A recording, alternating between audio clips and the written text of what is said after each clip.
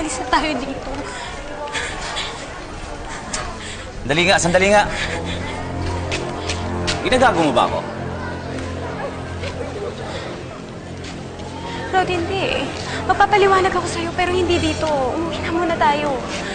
Malapit na maubos ang pasensya ko sa'yo, ha? Rod, huwag ka naman magalit. Oh. Ipapaliwanag ko na lang sa'yo. Alam mo kung hindi ka magsasalita sa akin, sisiguraduhin ko, makakatikim ka sa akin. Sino yung babaeng yan? Saka ano yung mga pinagsasabi niya? Sino ka ba talaga, ha? Kapag hindi ka nagsalita sa akin, pati anak mo idadamay ko.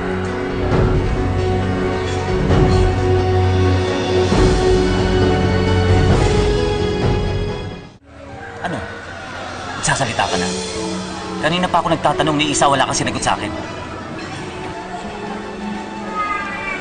Sabi ko na nga ba, nagsisinungaling ka sa akin. Kilala mo talaga yung babae yan? Oo. Oo, kilala ko siya.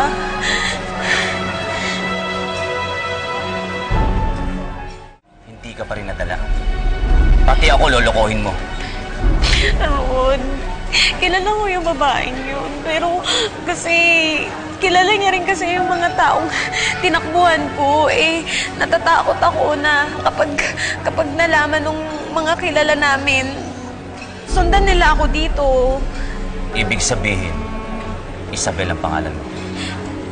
Zenaida. Zenaida Isabel. Rod, totoo. Nagsasabi ako na totoo sa'yo. Hindi ako nasisinungaling. Maniwala ka naman sa akin.